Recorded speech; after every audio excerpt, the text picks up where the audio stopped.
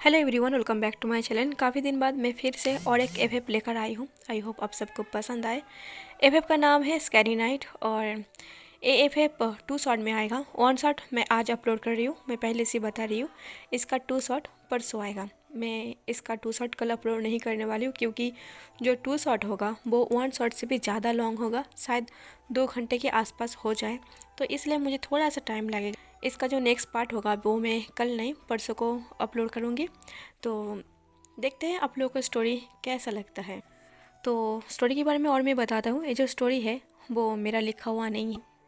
हर बार की तरह मैं ये नहीं बोल रही हूँ कि स्टोरी राइटिंग इट्स मी, नहीं बोल सकता। ये जो एफ लिखा है वो है जे जून ट्विंस लोटस। इसका और एक एफ मैंने आप लोगों के साथ शेयर किया था जो है लव डिमोशन, और ये एफ भी उसका ही है। तो प्लीज़ आप लोग कमेंट में ज़रूर बताना कि हमारे जे जून ट्विंस लोटस ने मतलब कैसा एफ लिखा है। और आई होप आप सबको लव डिवोशन की तरह ये भी एफ पसंद आए। और एफ की एक खासियत बात मैं आप लोगों को ये बताना चाहता हूँ। अब तक जितने भी सारे मैंने एफ एक्सप्लेन की है उसमें मेन कैरेक्टर हमारी विंग और वांगजी होता है, पर इस एफ में मेन कैरेक्टर और मेन विलेन जो है वो है मेंग्याओ। इस एफ का पूरा टॉपिक जो है वो मेंग्याओ को लेकर है। और मैं फिर भी बता रही हूँ, स्टोरी कमाल का होगा। मेरे ख्याल से स्टोरी तो बहुत अच्छा ही होगा, लेकिन आप लोगों को सुनना पड़ेगा, पहले सुन के भाग मत जाना।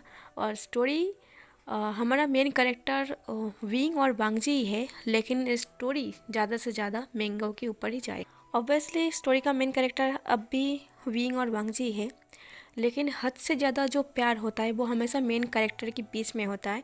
लेकिन इस एफएम में हद से ज़्यादा प्यार में पागलपंती वो मेंग्याओ के अंदर दिखेगा।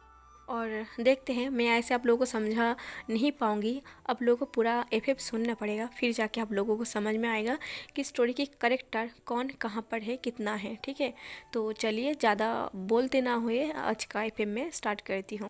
स्टोरी की शुरुआत में एक कॉलेज रूम दिखाया जाता है जहाँ पर स्टूडेंट पढ़ रहा था और टीचर भी पढ़ा रहा था, पर देखकर लग रहा था स्टूडेंट लोगों को बिल्कुल भी पढ़ाई पर मन नहीं है। तभी वो टीचर कहता है, क्या बात है, आप सब लोग इतना बोरिंग क्यों है।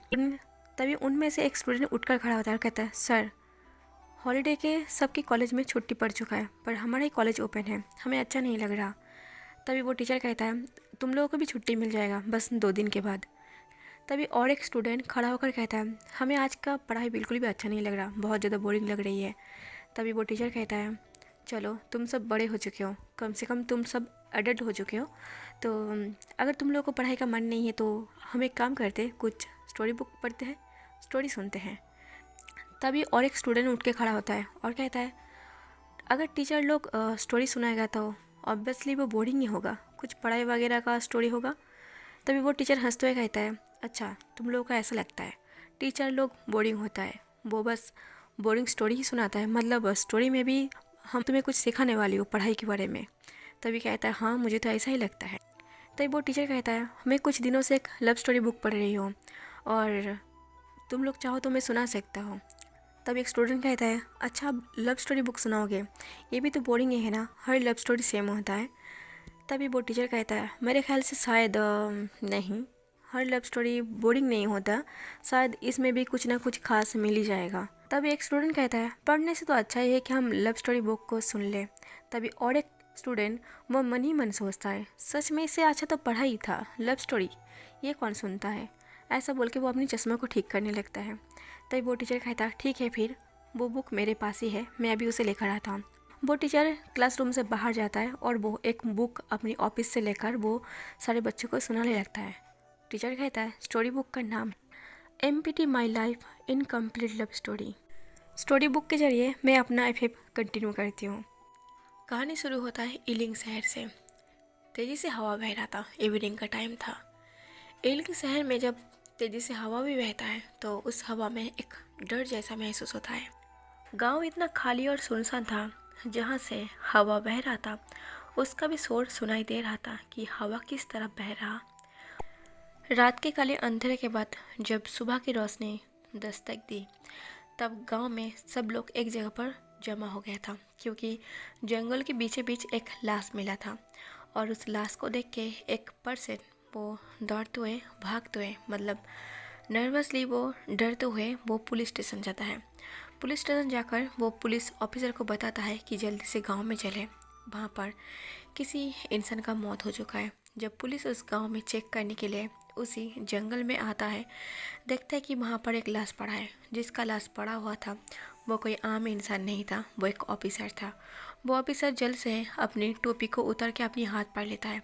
उन्हें एक अफसोस था कि उन्होंने एक ऑफिसर को खो दिया था।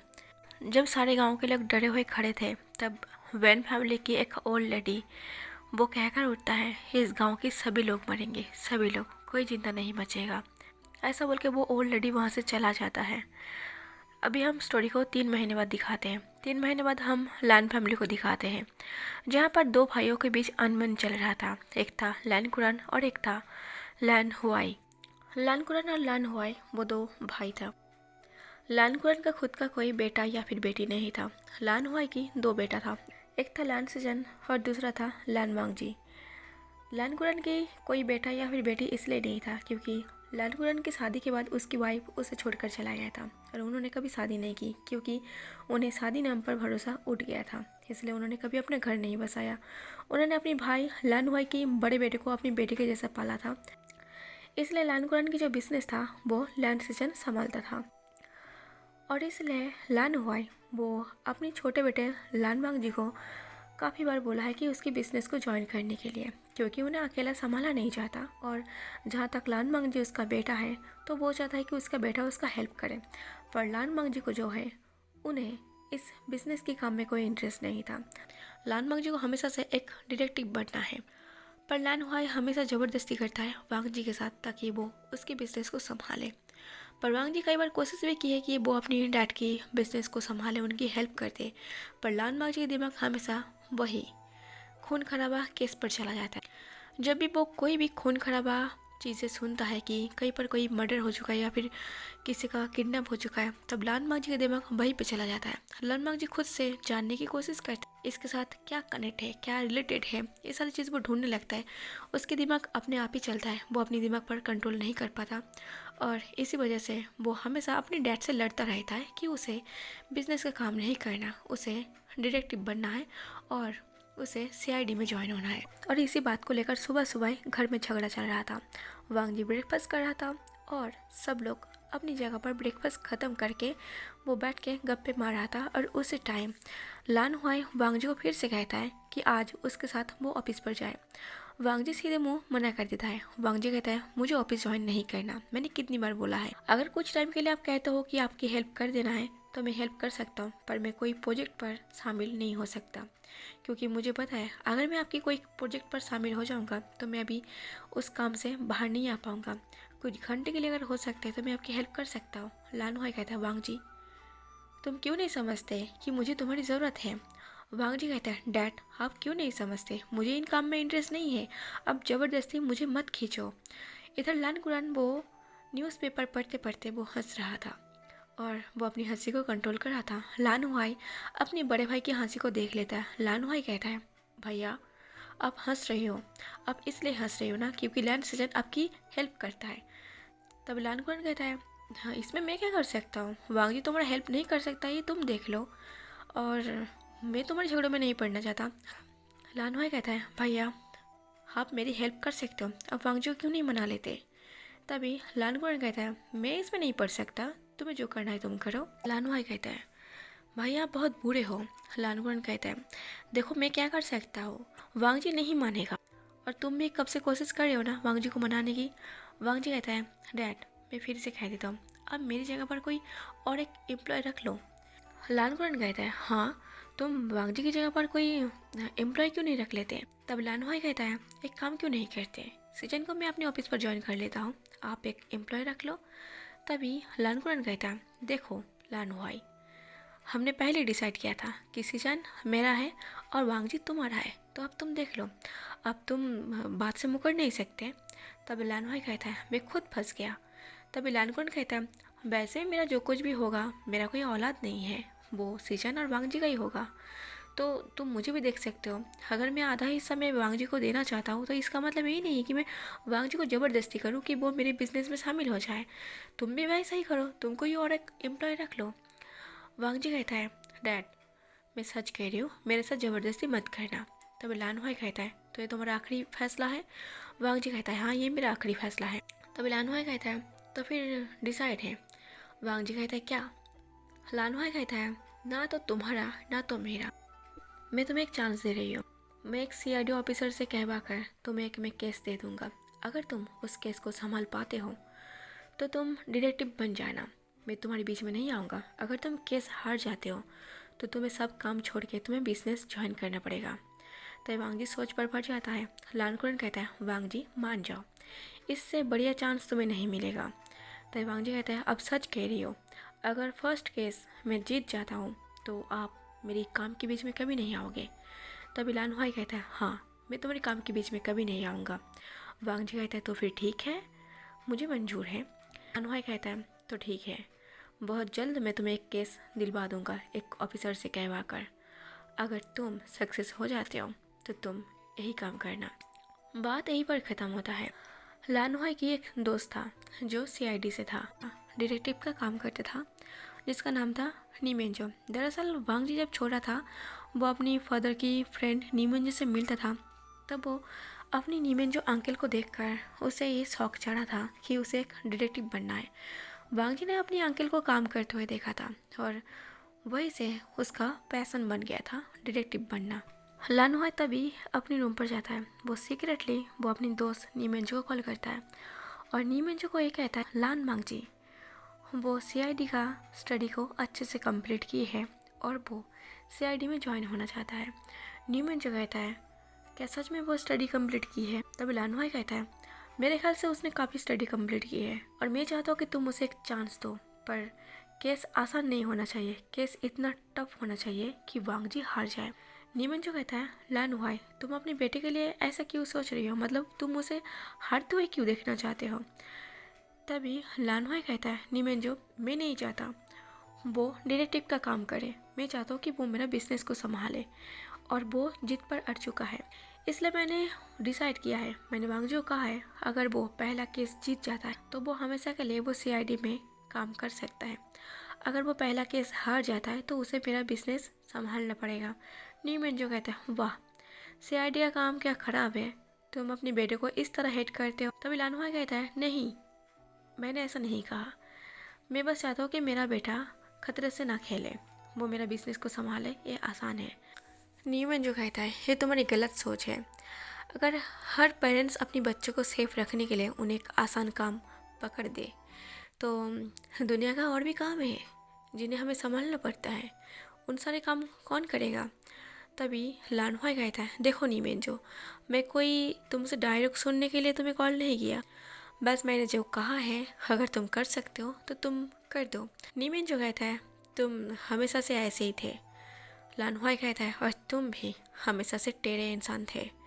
तभी नीमेंजो कहता है तुम अपने बेटे को भेज देना और सीआईडी का काम ऐसी कोई ज्वाइन नहीं कर सकता, पहले मैं उसका इंटरव्यू लूँगा उसके बाद मैं डिसाइड करूँगा।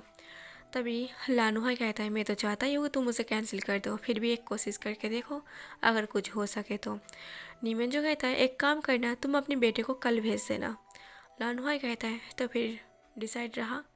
ऐसा बोल के वो दोनों कॉल कट कर देता है और जैसे कि नीमेंजो ने कहा था वांग जी नीमेंजो की ऑफिस पर जाता है, वो अपने अंकल से मिलता है, अंकल के काम का तारीफ भी करता है और वांग जी ये भी बताता है कि उसका जो एडिक्शन है वो उसी से मिला है। जब नीमेंजो वांग जी का इंटरव्यू लेता है नीमेंजो थोड़ा शॉक था। नीमेंजो कहता है तुम प्रोफेशनल नहीं हो पर फिर भी तुम मेरे भाई से भी काबिल हो। वांग जी कहता है क्या सच में आप मुझे कोई केस देना चाहोगे? नीमेंजो कहता है बिल्कुल मैं तुम्हें एक केस देना चाहूँगा, क्या तुम उसे संभाल पाओगे? ये बड़ा टफ है और ये तुम्हारे लिए चैलेंजिंग होगा। वांग जी कहता है अब कुछ भी केस मुझे दे सकते हो, मैं हार नहीं मानूंगा। नीमेंजो एक फाइल वांग जी की तरफ दे देता है और कहता है इस फाइल को पढ़ो और देखो, और हाँ तुम निहोई-सन को मतलब मेरी भाई उसे हेल्प के तौर पर ले सकते हो, वो तुम्हारा हेल्प करेगा इस काम पर। तभी वांग जी वो फाइल को पढ़ने लगता है। वांग जी जब फाइल को पढ़ रहा था तहाँ पर वांग जी थोड़ा कन्फ्यूज़ था। तभी नीमेंजो कहता है ये तुम्हारा फर्स्ट टाइम है, मैं तुम्हें थोड़ा सा बता देता हूँ केस कैसा है। नीमेंजो कहता है ये इलिंग शहर है, इलिंग शहर में लोग अचानक मरते हैं और रात के अंधेरे में मरते हैं, दिन में कभी ये काम नहीं हुआ। सुबह गांव वालों को उठकर पता चलता है कि किसी का मर्डर हो चुका है और रात के बाद मतलब इवनिंग के बाद घर से कोई बाहर नहीं निकलता। वहाँ पर एक डर का माहौल है। तो तुम समझ रही हो, गांव वालों का कहना है कि ये भूत का काम है, तो तुम्हें एक केस सुलझाना पड़ेगा। तुम्हें क्या लगता है, ये कोई इंसान का काम है या फिर भूत का काम है? वांगजी कहता है ऑब्वियसली ये इंसान का काम है। नीमेन जो कहता है पर गांव वालों का कहना है कि भूत का काम है। तो वांगजी कहता है गांव वालों को ऐसा क्यों लगता है कि भूत का काम है और ये मर्डर कब से चल रहा? नीमेन जो कहता है ये मर्डर कम से कम 5 से 6 साल से चल रहा। नीमेन जो कहता है ये सच है या फिर झूठ है या फिर ये इंसानों का काम है या फिर भूत का काम है, ये देखने के लिए तुम्हें उस गांव में जाना पड़ेगा और जाके सर्च करना पड़ेगा। तुम्हें 24 घंटे टाइम दिया जा रहा, तुम जब चाहे जा सकते हो 24 घंटे के अंदर। वांगजी कहता है ठीक है, मैं थोड़ा तैयारी करके मैं कल सुबह निकल जाऊँगा। तभी नीमेन जो कहता है बेस्ट ऑफ लक। ऐसे कह के वांगजी वो अपनी घर पर जाता है। वो सारा कुछ पैकिंग वगैरह करके वो सबको बाय कह के नी होसन के साथ वो इलिंग के लिए अगले दिन सुबह निकल पड़ता है। शहर से गांव तक का सफ़र काफ़ी लॉन्ग था। वांगजी बस पर बैठा हुआ था, कुछ टाइम के लिए सो गया था। जब वांगजी अचानक ही अपना आंखें खोलता है, बस के सारे पैसेंजर ऐसे ही बैठा हुआ था। तभी वांगजी की नज़र किसी के ऊपर पड़ता है। एक लड़की वहाँ पर बैठा हुआ जो लॉन्ग गाउन पहना हुआ था ब्लैक एंड रेड पर। वो लड़की इतना खूबसूरत था कि वांगजी बस उसे ही देख रहा था। वांगजी ना जाने कितने टाइम तक बस उस लड़की को ही देख रहा था और वो लड़की भी वांगजी को ही देख रहा था। वो दोनों एक दूसरे को काफ़ी टाइम तक देखता है पर कोई किसी से बात नहीं करता। एक टाइम पर वो लड़की बस से उतर जाता है। वांगजी देखता है कि वो लड़की बस से उतर गया था पर वांगजी ने कुछ नहीं कहा। ऐसा लग रहा था कि वांगजी की जुबान पूरी तरीके से बंद हो गया था। आखिरकार वांगजी इलिंग शहर पर अपनी कदम रखता है। जब वांगजी और न्योसन इलिंग शहर पर कदम रखता है, एक तेजी सा झोंका सा हवा बह रहा था, जिस हवा की वजह से न्योसन थोड़ा डर जाता है। न्योसन डरते हुए वो वांगजी को पकड़ लेता है। वांगजी कहता है न्योसन क्या हुआ, ये बस हवा है। न्योसन कहता है पता नहीं क्यों इस हवा से भी मुझे डर लग रहा। तो वांगजी कहता है क्योंकि तुमने भूतों का कहानी पहले से सुन के रखा है, इसलिए तुम्हारे अंदर डर बैठ गई है। एक भूत वगैरह कुछ नहीं होता। न्योसन कहते पर फिर भी गांव वालों ने जो भी कहानी बताया है उस कहानी में दम है। देखो ये हवा कितना डरावना है। वांगजी कहता है कोई डरावना नहीं है, बस तुम्हारे अंदर डर बैठ गई है, उस डर को निकालो। ऐसा बोल के वांगजी गाँव के अंदर चला जाता है। जितनी गाँव के अंदर जा रहा था वांगजी सारे लोगों को देख रहा था। गांव के लोग बहुत ज़्यादा अजीब था। वांगजी गांव के एक ओल्ड मैन के पास जाता है। मतलब जब वो सड़क से मतलब रास्ते से गुजर रहा था तब उसके सामने एक ओल्ड मैन गुजर रहा था। वांगजी उसको रोकता है और पूछता है उसे सूसे कहाँ मिलेगा। तभी वो ओल्ड मैन वांगजी को सूसे का एड्रेस बताता है। तब न्योसन कहता है हम यहाँ पर नया आए हैं, हमें यहाँ का कुछ पता नहीं, अगर आप हेल्प कर दे तो अच्छा होता, क्या आप हमें सूसे के पास लेकर जा सकते हो? तभी वो ओल्ड मैन कहता है आप किस काम पर यहाँ पर आए हो, लगता है आप शहर के लोग हो। वांगजी कहता है हम डिटेक्टिव हैं। तभी बोयनसन कहता है किस काम के लिए आए हो? तभी वांगजी कहता है यहाँ के लोगों की जो मौत हो रही है हमें उनके बारे में पता करना है, हम इसी काम से आए हैं। डिटेक्टिव मतलब तो आप समझते होंगे ना। तभी बोयनसन कहता है मर जाओगे, अगर जिंदा रहना चाहते हो तो यहाँ से चले जाओ, ये सब पता करने की कोई ज़रूरत नहीं है। वांगजी कहता है मुझे डराओ मत, मैं डरने वालों में से नहीं हूँ। तो बोयनसन कहता है आपके जैसे कई ऑफिसर आया था और वो यहाँ से ज़िंदा नहीं लौटा था, सब लोग मार गए थे। न्योसन और डर जाता है। तो वांगजी कहता है क्या आप मेरा हेल्प करोगे, अगर कर सकते हो तो कर दो, नहीं तो ज़रूरत नहीं है। वांगजी की इतना रूड बातें सुन के वो पर्सन कहता है ठीक है, अगर आप मानना नहीं चाहते हो तो चलिए मेरे साथ। ऐसा बोल के वो पर्सन वांगजी को और न्योसन को लेके वो सूसे के घर के सामने जाकर सूसे को चिल्ला के बुलाने लगता है। सूसे अपने घर से बाहर आता है। वांगजी कहता है हेलो, मैं लान वांगजी हूँ, मुझे ऑफिसर नीमेंजो ने भेजा है। सूसे कहता है ऑफिसर नीमेंजो ने भेजा है? वांगजी कहते हैं हाँ, ऑफिसर नीमेंजो ने हमें कहा है कि आपसे मिलने के लिए, यहाँ पे रहने का बंदोबस्त आप करवाओगे ना? तभी सूसे कहता है हाँ हाँ बिल्कुल। ऐसा बोल के सूसे वांगजी को और न्योसन को लेके वो एक घर पर जाता है। एक घर ओपन करता है, दरवाज़ा खोल के कहता है आप यहाँ रह सकते हो। वांगजी कहता है शुक्रिया। तभी सूसे कहता है आप श्योर हो ना इस काम के लिए? वांगजी कहता है क्यों? सूसे कहता है क्योंकि इस घर में आज तक ना जाने मैंने कितने ऑफिसर को जगा दी है और इस घर से कोई जिंदा नहीं गया था। तभी वांग जी कहता है, मुझे आपसे कई सारा स्टोरी सुनना है, फ़िलहाल मैं आपसे बाद में मिलता हूँ। तभी सूजे कहता है, जो भी कहानी सुनना है आपको दिन में ही सुन लिया करे, रात को हम रूम से बाहर नहीं आएंगे। वांग जी कहता है, क्यों? सूजे कहता है, इवनिंग के बाद जब अंधेरा हो जाता है तब कोई घर से बाहर नहीं निकलता, इसलिए मैं आपको बोल रही हूँ, जो भी ज़रूरत है, जो भी काम है आप ख़त्म कर लीजिए। रात के बाद आप घर से बाहर नहीं जा सकते, यहाँ तक खाना बना सब कुछ अंदर ही करना। कुछ भी हो, कोई भी हो, कोई भी बुलाए, कितना भी इम्पोर्टेंट काम हो, रूम से बाहर मत निकालना। तभी नियोजन कहता है, क्या रूम से बाहर जाने से कुछ डरावना चीज़ हमें दिखेगा, भूत वगैरह कुछ? तभी सूजे कहता है, मैं नहीं बता सकता, पर हाँ सबका कहना है कि इस गांव में भूत है। अगर जिंदा रहना चाहते हो तो अंधेरे होने के बाद रूम से बाहर मत आना, कोई कितना भी हेल्प के लिए बुलाए। सूजे की बातें वांग जी को गुस्सा दिला रहा था, क्योंकि वांग जी को लग रहा था सूजे उसे डरा रही है, या फिर जो भी केस है इस केस से बचाने के लिए, इस केस से उसकी ध्यान हटाने के लिए ऐसा बोला जा रहा है। वांग जी कहता है, ठीक है, अभी तुम्हारी ज़रूरत नहीं है, तुम आ सकते हो। ऐसा बोलकर वांग जी सूजे को भेज देता है। वांग जी दरवाजे को लगा लेता है और वो कुछ टाइम के लिए वो बेड पर लेट जाता है। जैसे ही वांग जी लेटता है, वांग जी की आंखें दोबारा बंद हो जाता है और वांग जी को वही लड़की दिखाई देता है। इस बार जब वो लड़की वांग जी को दिखाई दे रहा था वो लड़की रो रहा था। वो सेम पोजीशन पर बैठा हुआ था, सेम तरीके से वो वांग जी की तरफ देख रहा था जैसे वांग जी ने बस पर देखा था, पर अभी उस लड़की की आंखों में आंसू था। वांग जी की आंखें झटक से ओपन हो जाता है और वो उठ के बैठ जाता है, और वांग जी की ऐसे झटक से उठकर बैठने से निहोसन डर जाता है। निहोसन डर के मारे कहता है, क्या हुआ तुम्हें? वांग जी कहते हैं, कुछ नहीं, मैंने बस एक लड़की का सपना देखा। निहोसन कहता है, तुम मुझे मार डालोगे। वांग जी कहता है, मैंने क्या किया? निहोसन कहता है, ऐसे अचानक से उठ के कौन बैठता है, मुझे लगा तुम्हें भूत ने पकड़ लिया। वांग जी कहता है, तुम्हारा दिमाग सच में ख़राब है, और तुम्हारे भाई ने तुम्हें ऐसे डिटेक्टिव वाले काम में क्यों ज्वाइन किया है?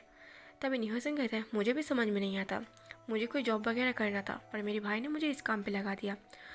वांग जी कहता है, सच में हमारी किस्मत बहुत ख़राब है, मुझे डिटेक्टिव होना है और तुम्हें ऑफिस पर जॉब करना है, तुम मेरी फादर की बेटा क्यों नहीं बन जाते? निहोसन कहता है, वैसे वो लड़की बहुत खूबसूरत था। तब वांग जी उस लड़की के बारे में फिर से सोचने लगता है और कहता है, हाँ खूबसूरत तो बहुत था, बिल्कुल मेरी नज़रों के सामने था, पर इस बार वो रो रहा था। तभी निहोसन कहते हैं, इस बार का क्या मतलब है, क्या तुमने फर्स्ट टाइम कहीं पर देखा था? वांग जी कहते हैं, बस पर मैंने उस लड़की को देखा था, रेड एंड ब्लैक कलर का ग्राउन पहना हुआ था, उसकी लॉन्ग हेयर था, काफ़ी खूबसूरत था वो। निहोसन कहता है, रेड और ब्लैक ग्राउन, पर जितने टाइम में बस पर था ऐसी कलर की कोई कपड़ा पहना हुआ लड़की नहीं था। वांग जी कहता है, वहीं पर थे, तुमने नोटिस नहीं की। निहोसन कहता है, ऐसा हो ही नहीं सकता, मैंने काफ़ी अच्छे से बस के सारे पैसेंजर को चेक किया था। तभी वांग जी कहता है, पर वहाँ पर था। निहोसन कहता है, देखो वांग जी, मैं डिटेक्टिव में काम करता हूँ तो हर टाइम मैं चौकन्ना रहता हूँ, जैसे कि मेरे भाई ने सिखाया है, हमेशा माइंड सेट ओपन रखनी चाहिए, तुम कहीं पर भी हो। मतलब तुम्हें लग रहा है कि हम नॉर्मली पैसेंजर हैं, नॉर्मली सफ़र कर रहे हैं, पर उस टाइम भी हमें हमारा डिटेक्टिव वाला जो माइंड है उसे ओपन रखना होता है। तभी वांग जी कहता है, तुम कुछ भी बकवास करते हो, मैंने देखा था। निहोसन कहता है, छोड़ो, कुछ भी मैं भी बोलता हूँ और तुम भी बोलते हो। ऐसा बोल के वो दोनों ही उस बात को इग्नोर करता है। कुछ टाइम बाद इवनिंग होने वाला था, वांग जी रेडी हो रहा था, वो शूज़ वगैरह पहन रहा था अच्छे से, और कुछ अपने साथ चीज़ें भी रख रहा था। वांग जी कहता है, निहोसन जल्दी से रेडी हो जाओ। निहोसन कहता है, अभी तो इवनिंग होने वाला है ना, अंधेरा हो जाएगा। तभी वांग जी कहता है, हाँ अभी तो निकलना है। तभी निहोसन कहता है, पर तुमने सुना नहीं उस सूसे ने क्या कहा था? उसने कहा था अंधेरे होने के बाद हमें रूम से बाहर नहीं जाना। वांग जी कहता है, क्या तुम उसके बाद सुनने वाले हो? अगर हम रूम से बाहर नहीं जाएंगे, अगर हम बाहर जाकर चेक नहीं करेंगे तो हमें कैसे पता चलेगा कि गड़बड़ कहाँ है? तुम समझ रही हो मेरी बात को? जो कुछ भी है इस अंधेरे में ही है, दिन की उजाले में कुछ नहीं बचेगा। नियोजन कहता है, बात जो भी हो, मैं तुम्हारे साथ नहीं जाने वाला। दिन में जो भी काम होगा तुम मुझे बोल देना, मैं तुम्हारी हेल्प कर दूंगा, पर रात में मैं नहीं जा सकता।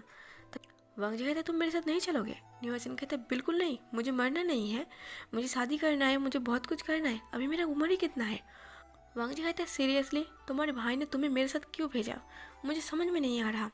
तभी नियोजन कहते हैं मुझे भी समझ में नहीं आ रहा, किसी दिन अगर तुम्हें समझ में आ जाए तो मुझे बता देना। वांग जी कहता है सीरियसली मरो इस रूम पर। ऐसा बोल के वांग जी रेडी होकर वो रूम से बाहर जा रहा था। नियोजन कहता है वांग जी प्लीज़ मत जाओ। वांग जी कहता है तुम्हें नहीं आना तो मत आओ, पर मुझे मत रोको। ऐसा बोल के वांग जी रूम से बाहर निकल जाता है। अंधेरा छा गया था। वांग जी जब घर से बाहर आता है, वांग जी को थोड़ा सा डर लग जाता है, क्योंकि गांव पूरा अंधेरे से भरा हुआ था, कहीं पर भी थोड़ा सा भी लाइट नहीं जल रहा था। सब लोग रूम के अंदर था, कोई बाहर नहीं था। वांग जी को ऐसा लग रहा था कि इस गांव में वो बस अकेला ही है, मतलब इस गांव में कोई जिंदा ही नहीं है, सब मर चुका है, वो बस अकेला जिंदा है। किसी के घर के अंदर भी लाइट्स नहीं जल रहा था, घर के अंदर भी अंधेरा था, थोड़ा बहुत ही लाइट जल रहा था सबके घर में। वांग जी फिर भी वो डरता नहीं है। वांग जी गांव को घूम रहा था। घूमते हुए वांग जी को एक बड़ा सा महल दिखता है। वांग जब उस महल को देखता है, वो दूर से ही उस महल को एडमायर कर रहा था। ऐसा लग रहा था कि महल से कोई उसे बुला रहा। वांग जी धीरे कदमों के साथ वो मेन गेट के अंदर जाता है। जैसे वांग जी मेन गेट को वो पकड़कर खड़ा था, वांग जी को एक पर्सन दिखाई देता है जो व्हाइट शर्ट पर खड़ा हुआ था, पर उसका फेस नहीं दिख रहा था। वांग जी देखता है कि मेन गेट भी ओपन है। वांग जी इसलिए उस पर्सन से बात करने के लिए वो मेन गेट को खोल के वो उस पर्सन की तरफ जाता है। वो पर्सन पीछे मुड़ के खड़ा था। उस पर्सन की बिल्कुल पीछे जाकर वांग जी कहता है तुम कौन हो और यहाँ पर क्यों खड़े हो? गांव में पूरे लोग रूम के अंदर है, तुम बाहर क्या कर रही हो? जैसे वो पर्सन वांग जी की तरफ मुड़ता है, वांग जी उस पर्सन को देख के हैरान था। वांग जी को चेहरा जाना पहचाना सा लग रहा था। वांग जी एक सेकंड अपना आंखें बंद करता है, वो लड़की उसे याद आता है। वांग जी कहता है तुम बस पर बैठे थे ना, और तुम लड़का हो, मुझे तो लगा था तुम लड़की। तभी वो पर्सन कहता है तुमने मुझे पहचान लिया? तभी वांग जी कहता है हाँ मैंने तुम्हें पहचान लिया। तभी वो पर्सन कहता है गांव के सारे लोग रूम के अंदर कैद है, सुबह तक वो बाहर नहीं आएगा, पर तुम बाहर क्या कर रही हो? तुम्हें डर नहीं लग रहा? तभी वांग जी कहता है ये क्वेश्चन तो मैं तुमसे करने वाला हूँ। गांव के सारे लोग घर के अंदर है, डर के मारे बाहर नहीं आया, तुम बाहर क्या कर रही हो? तुम्हें डर नहीं लग रहा? तभी वांग जी अपने मन में सोचता है क्या और कंट्री से भी कोई डिटेक्टिव को भेजा गया इस बारे में सर्च करने के लिए? तभी वांग जी कहता है क्या आप कोई सीआईडी से हो? तभी वो पर्सन हंसता है वांग जी की बात सुनकर और कहता है नहीं, मैं इस गांव से ही हूँ, मुझे बस जानना है, मुझे लगता है कि जो कुछ है वो रात में ही है, दिन में कुछ नहीं है। वांग जी कहता है वाह तुम तो बिल्कुल मेरी तरह बात कर रही हो। वो पर्सन कहता है मेरा नाम विंग है, और आपका? वांग जी कहता है मेरा नाम लाल मांग जी है। ऐसा बोल के वांग जी हाथ बढ़ा देता है। विंग हैंडशेक नहीं करता। वांग जी कहता है क्या हुआ, तुम मेरे साथ हैंडशेक क्यों नहीं कर रहे? विंग कहता है क्योंकि मैं एक आत्मा हूँ। ऐसा बोल के विंग लाउडली स्माइल करने लगता है। विंग के स्माइल से वांग जी भी स्माइल करता है और कहता है तुम एक आत्मा हो ही नहीं सकता। विंग कहता है क्यों नहीं हो सकता? तो वांग जी कहता है आत्मा इतना हैंडसम नहीं होता। विंग कहता है क्या मैं हैंडसम हूँ? वांग जी कहता है हाँ आप बहुत ही ज़्यादा हैंडसम हो। विंग कहता है क्या मैं ये मान लूँ कि आप मेरे ऊपर लाइन मार रही हो? तो वांग जी कहता है हाँ आप मान सकते हो। कहता है तो फिर मैं याद दिला दूँ, आप जिस काम पर बाहर निकले हो, आप वो काम ना करके आप मेरे ऊपर लाइन मार रही हो। वांग जी कहता है अरे मैं तो भूल ही गया था, चलो हम साथ पर काम करते हैं। विंग कहता है नहीं, मैं यहाँ पर खड़ा रहना चाहूँगा, तुम अपनी रूम पर चले जाओ। वांग जी कहते हैं नहीं मुझे कुछ काम है। विंग कहता है मेरी बात मानो, अपनी रूम पर चले जाओ, यहाँ रहोगे तो ज़िंदा नहीं बचोगे। तो वांग जी कहता है पर ये बात तो तुम पर भी लागू होता है। विंग कहता है मुझे कुछ नहीं होगा। वांग जी कहता है क्यों, क्या ये सारा खून तुम कर रही हो?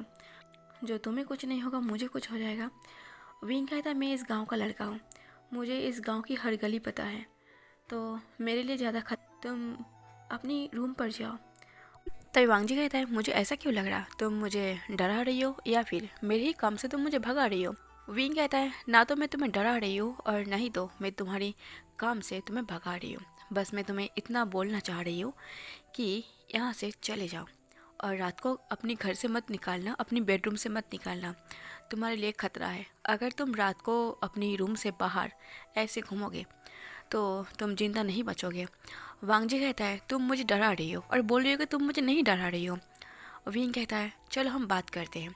ऐसा बोल के विंग वांग जी के साथ बात कर रहा था और बात करते करते वो दोनों पैदल चल रहा था।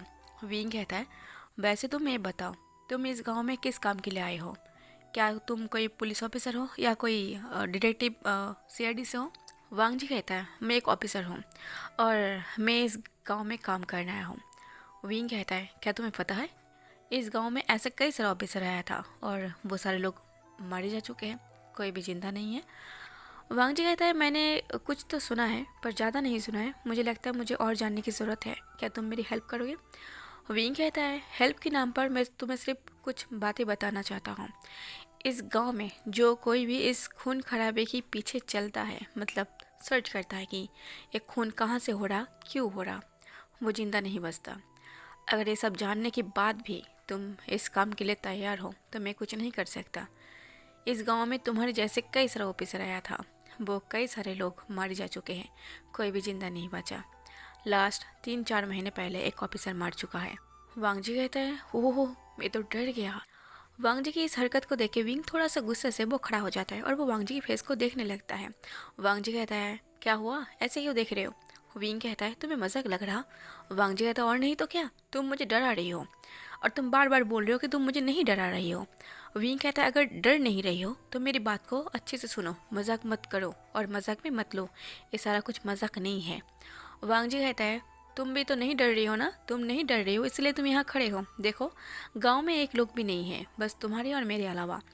क्या इस सुनसान रात में हम कुछ कर सकते हैं? विंग कहता है क्या करने की बात कर रही हो?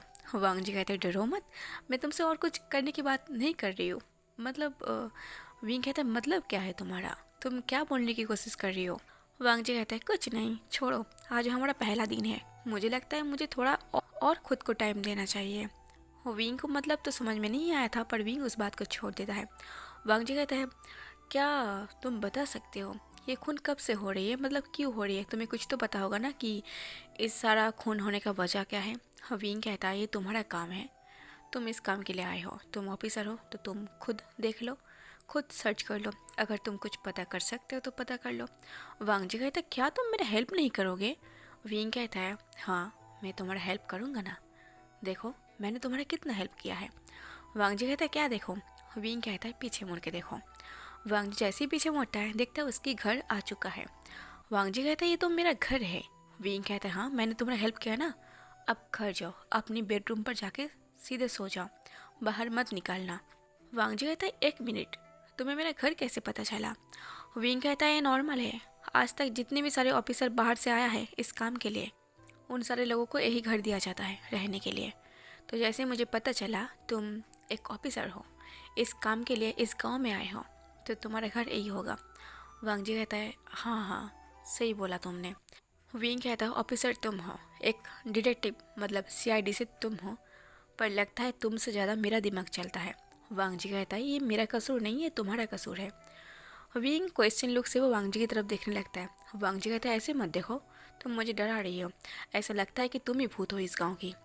विंग कहता है वही मान लो, वही तुम्हारे लिए अच्छा है। वांग जी कहता है तुम इतना हैंडसम हो, तुम्हें देख के मैं सब कुछ भूल गया, देखो मैं अपना काम भी भूल गया, कल से मुझसे मत मिलना।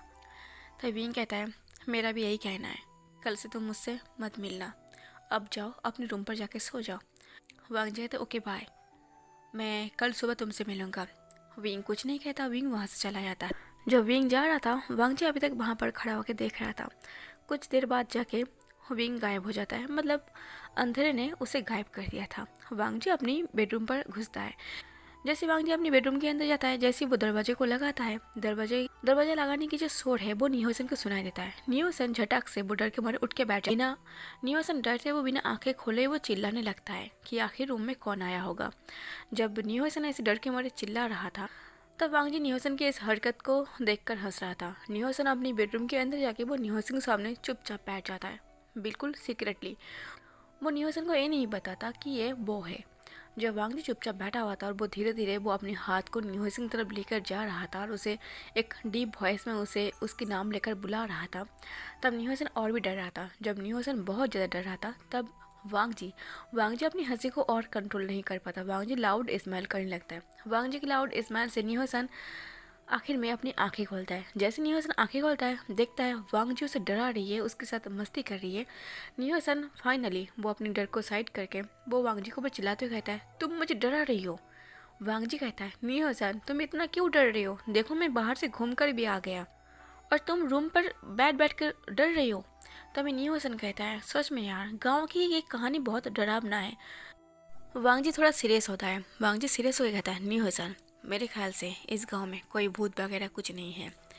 कोई है जो सीक्रेटली कुछ गलती को छुपाने की कोशिश कर रही है, इसलिए शायद वो बस ऐसी रात के काले अंधेरे में वो मर्डर करता है और गांव वाले लोग बस उसे भूत का नाम देता है क्योंकि उसे आज तक कोई नहीं देखा।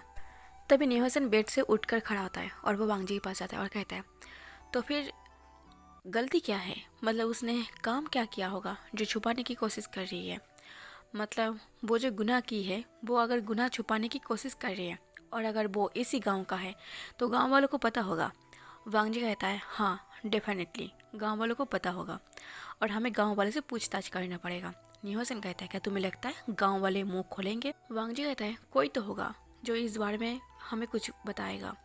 निहोसन कहता है, ठीक है तो फिर हमें सुबह इस काम के लिए पहले निकलना पड़ेगा कि इस गांव में आखिर हुआ क्या था, कोई दुर्घटना जो हमें नहीं पता पर गांव वालों को पता है और गांव वालों को समझ में नहीं आ रहा कि ये वही इंसान है जो अपनी गलती को छुपाने की कोशिश कर रही है। वांग जी कहता है, निहोसन तुम्हें नहीं लगता मैं भी एक आत्मा हूँ? निहोसन थोड़ा डर जाता है और कहता है, वांग जी तुम फिर से मेरे साथ मजाक कर रही हो। वांग जी सीरियस होके वो निहोसन की आंखों में देखते हुए कहते हैं, तुम्हें नहीं लगता मैं एक आत्मा हूँ? तुम जरा सोचो, इस गांव के सारे लोग अपनी रूम के अंदर है, कोई अपनी रूम से बाहर नहीं आता, अपनी घर से बाहर नहीं आता और तुम मुझे देखो, मैं पूरे गांव को घूम कर आ गया और तुम्हें लगता है वो भूत मुझे जिंदा छोड़ दिया होगा? तुम्हें नहीं लगता यहाँ पर जो खड़ा है लान मांग जी वो एक भूत है? निहोसन और डर जाता है, डर के मारे वो बेड पर बैठ जाता है और वो ब्लैंकेट को अपने ऊपर कवर कर लेता है और कहता है, तुम मुझे डरा रही हो ना, तुम सच बताओ। वांग जी कहता है, नहीं मैं नहीं झूठ बोल रहा। निहोसन डर के मारे कहता है, प्लीज़ मेरे पास मत आना। वांग जी कहता है, आज तो मैं तुम्हें नहीं छोड़ूंगा, तुम्हें किसने कह दिया था इस गांव में आने के लिए? निहोसन कहता है, वांग जी तुम मेरे पास मत आना। वांग जी कहता है, तुम्हारी हिम्मत तो बहुत है, तुम इस गांव में आओगे और तुम भूत के बारे में पता करोगे और तुम्हें लगता है मैं भूत तुम्हें ऐसी सारा कुछ पता करने दूंगा? निहोसन कहता है, वांग जी प्लीज़ मुझे परेशान मत करो। वांग जी धीरे कदमों के साथ बिल्कुल निहोसन के सामने आ जाता है और कहता है, मेरी आंखों में देखो, तुम्हें क्या लगता है मैं लान मांग जी हूँ? मैं इस गांव का हजारों साल पुराना एक घोस्ट हूँ, मुझे पहचानो निहोसन। निहोसन कहता, प्लीज़ वांग जी ऐसे मेरे साथ मत करो। ऐसा बोल के निहोसन बस रोने ही वाला था, वांग जी फिर से लाउड स्माइल करने लगता है। वांग जी स्माइल करते हुए वो निहोसन कहता है, निहोसन तुम कितना डरपोक हो। तभी निहोसन कहता है, तुम झूठ बोल रही हो, आखिर में तुम कौन हो? तुम कोई घोस्ट हो या फिर वांग जी हो? वांग जी कहता है, सॉरी इतनी रात को मुझे तुम्हें परेशान नहीं करना चाहिए, मैं कोई घोस्ट वगैरह नहीं हूँ, मैं वांग जी हूँ, मुझे तुम टच करके देखो। निहोसन जब वांग जी को टच करता है और कहता है, हाँ तुम तो वांग जी हो, पर तुम मुझे इतना डरा क्यों रही हो? वांग जी कहता है, बस ऐसी सी मुझे अच्छा लग रहा। निहोसन कहता है, तुम्हें देख कर नहीं लगता कि तुम इतना मस्तीखोर इंसान हो? वांग जी कहता है, हाँ तुम्हें देख कर नहीं लगेगा, जो मुझे जानता है वो मुझे पहचानता है। सुबह होता है। सुबह होते ही वांग जी अपनी काम पर लग गया था। वांग जी सीधे सूसे की घर के सामने जाके कॉलिंग बेल दबाता है। सूसे जैसे ही दरवाजा ओपन करता है, वांग जी कहता है, क्या मैं तुमसे कुछ बात कर सकता हूँ? सूसे कहता है, 5 मिनट मुझे थोड़ा तैयार होकर आने दो, फिर हम गांव के बाहर बात करते हैं। वांग जी अपनी वॉच को देखते हुए कहता है, ठीक है तुम जल्द से रेडी होकर बाहर आ जाओ। ऐसा बोलकर वांग जी और निहोसन बाहर खड़ा था। सूसे 5 से 10 मिनट बाद वो रेडी होकर बाहर आता है, दरवाजे को लॉक करता है और वो वांग जी को ज्वाइन करता है। वांग जी कहता है, मुझे तुमसे कुछ बात करनी है, मुझे लगता है इस गांव में बस तुम ही मेरा हेल्प कर सकते हो, मतलब मैं जो कुछ भी पूछना चाह रही हूँ बस मुझे लगता है कि तुम ही बता सकते हो। सुसे कहता है, मुझे जितना पता है मैं बताऊँगा क्योंकि मुझे गाँव की हालत सुधारना है। तभी वांग जी और निहोसन और सुसे वो चलते हुए बात कर रहा था गाँव की तरफ घूमते हुए। तभी वांग जी कहता है, तो तुम्हें क्या लगता है गांव में जो भी खून खराबा हो रही है, ये सारा खून खराबा कौन कर रहा, कोई घोस्ट या कोई इंसान? सुसे कहता है ये तो मुझे नहीं पता। तभी वांगजी कहता है तुम्हें लगता क्या है, मैंने वही पूछा है। सुसे कहता है मुझे लगता है ये घोस्ट का काम है। वांगजी कहता है ऐसा क्यों, क्या तुमने घोस्ट को देखा है, कभी डरा तो हुए, कभी तुम्हारे घर के सामने, या फिर कुछ ऐसा जिसकी वजह से पूरे गांव वाले कहता है कि एक घोस्ट का काम है, मतलब एक भूत का काम है। तभी सुसे कहता है क्योंकि आज तक जितनी भी सारी खून खराबा हुआ है, आज तक उसे किसी ने नहीं देखा। और दूसरी बात, और आज तक जितने भी सारे ऑफिसर आया है इस केस को संभालने के लिए, उनमें से कोई ऑफिसर जिंदा नहीं रहा। और मेरे ख्याल से अफसोस की बात है, आपकी जान भी खतरे में है। तो पहले से मैं आपको बता दूं, अगर आप अपना जान बचाना चाहते हो तो आप जा सकते हो, और नहीं तो वांगजी कहते नहीं तो क्या तुम खुद बचाओगे अपनी गांव वालों को? तुम चाहते हो कि गांव की हालत सुधर जाए, तुम खुद चाहते हो कि गांव वाले बिना डरे जिए, और तुम खुद मुझे डरा रही हो। सुसे कहते हैं ऐसी बात नहीं है, मैं बस आपको सावधान करना चाहती। हाँ ये बात सच है, आप कह सकते हो कि मैं चाहता हूँ गांव के लोग, सारे लोग बिना डरे जिए जैसे हम पहले जीते थे, और मैं ये भी चाहता हूँ कि गांव की हालत पहले जैसा हो जाए। पर इसकी वजह से मैं किसी मासूम का जान खतरे में नहीं देख सकता, इसलिए मैंने पहले ही आपको वार्न कर रही हूँ। सुनना है आपकी मर्जी, नहीं सुनना है वो भी आपकी मर्जी। तभी निहोसन कहते हैं पर कुछ तो देखा होगा ना, आपने कुछ देखा होगा भूत जैसा कुछ? तभी सुसे कहता है भूत जैसा कुछ हमने आज तक नहीं देखा, पर हाँ एक साया घूमता है जो हमें दिखाई देता है।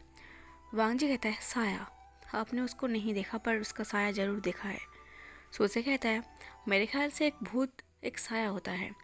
तभी निहोसन थोड़ा डरते हुए कहता है हाँ मैंने भी सुना है एक भूत साया जैसा होता है।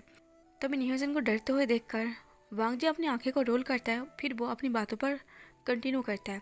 वांगजी कहता है साया और कुछ नहीं। तभी सुसे कहता है कभी कभार घुंघरू की आवाज़ भी सुनाई देता है। वांगजी कहता है घुंघरू? सुसे कहता है हाँ, जिस रात घुंघरू की आवाज़ सुनाई देता है उसी दिन सुबह कोई ना कोई लाश जरूर मिलता है। वांगजी कहते हैं तो काफ़ी डरावना है। सुसे कहता है जब गांव में कुछ दिन से घुंघरू की आवाज़ सुनाई देता है तब हम समझ जाते हैं कि कोई ना कोई खतरा ज़रूर है। वांगजी कहता है अगर घुंघरू की आवाज़ सुनाई ना दे तो तुम लोगों को लगता है कि गांव में कोई खतरा नहीं है। सुसे कहता है ऐसा नहीं है कि गांव में कोई खतरा नहीं है, गांव में अगर कोई गलती से भी अंधेरा होने के बाद रह जाता है वो अपनी घर तक नहीं आ पाता। वांगजी कहता है तो फिर मैं अपने घर पर कैसे आ गया, मैं तो कल रात बाहर ही था। सुसे कहता है क्या कल रात आप घर से बाहर थे? वांगजी कहता है हाँ कल रात मैं घर से बाहर था। सुसे कहता है पर आपको बाहर नहीं जाना चाहिए था। वांगजी कहता है ये मेरा काम है, ये तुम मुझे नहीं बता सकते, पर तुम क्या मुझे ये बता सकते हो कोई ऐसा घटना घटा था जिसकी वजह से तुम लोगों को लगता है कि ये कहानी वहीं से शुरू हुआ है? कुछ तो ऐसा तुम लोग अंदाज़ा लगाते होंगे ना। तभी सुसे कहता है आपने सही क्वेश्चन किया है। गांव में एक हॉस्पिटल था जिस हॉस्पिटल का नाम था आसियान, और उस हॉस्पिटल में 3 लोगों की मर्डर हो चुका था।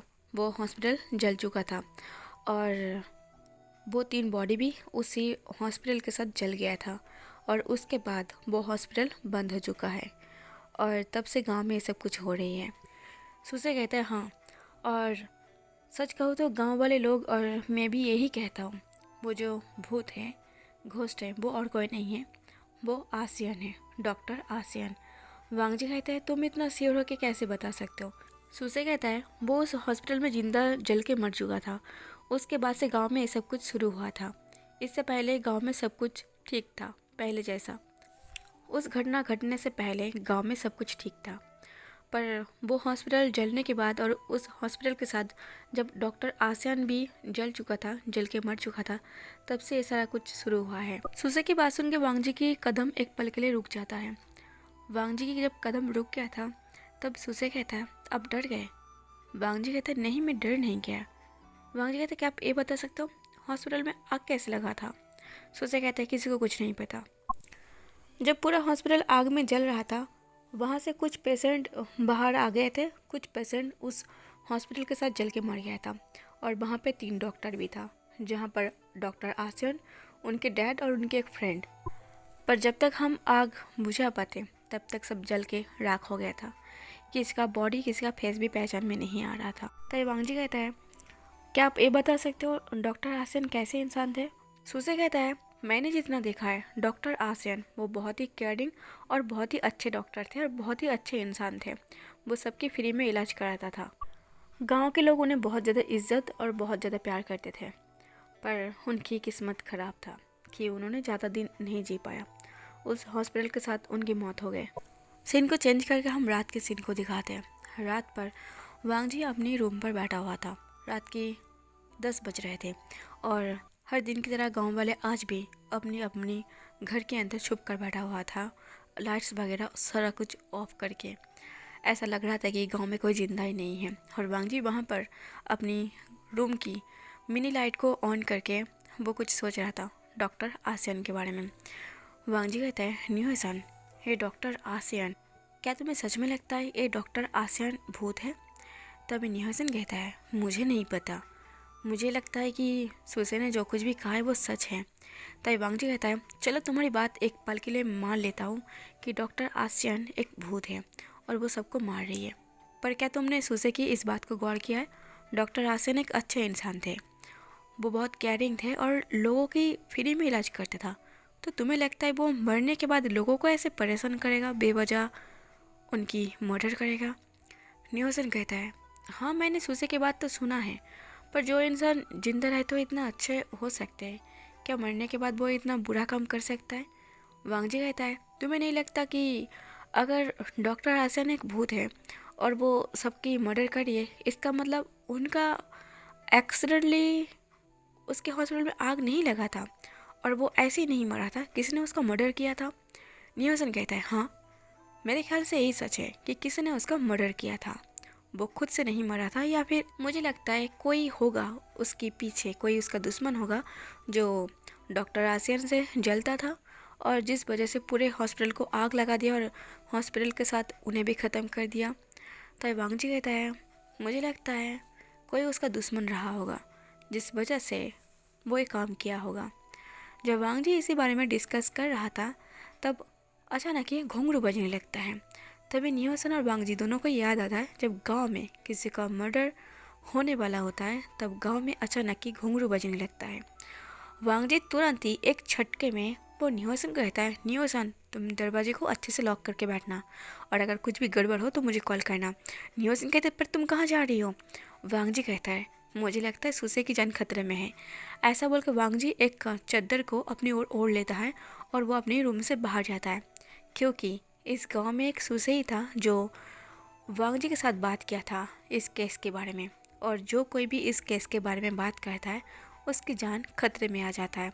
इसलिए वांग जी ने सीधा डायरेक्ट वो सुसे को टारगेट किया था, क्योंकि वांग जी को पता है उससे ज़्यादा सुसे की जान खतरे में है। इसलिए वांग जी वो सीधा सुसे के घर में जाता है। पर गांव में जैसे घुंघरू बजने लगता है गांव के सारे लोग डर गया था।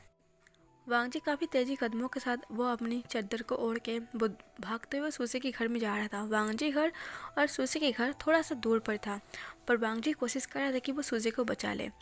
जब वांग जी सुसे के घर के सामने खड़ा था वांग जी एक पल के लिए रुक जाता है उसके कदम, क्योंकि सुसे के घर के सामने ऑलरेडी कोई खड़ा था और कॉलिंग बेल दबा रहा था। वो एक साया जैसा था। वांग जी तुरंत ही वो एक मसाल और जलाता है। वांग जी उस मसाल को जलाते हुए वो उस साया की तरफ फेंकता है। जैसे ही वांग जी उस मसल को साया की तरफ फेंका था वो साया एकदम के लिए भागता है, जिसकी वजह से वांग जी को पता चल गया था कोई साया नहीं है या फिर कोई भूत नहीं है, एक कोई इंसान है। वांग जी तुरंत ही वो लेट ना करते हुए वो उसी पर्सन की तरफ भागने लगता है।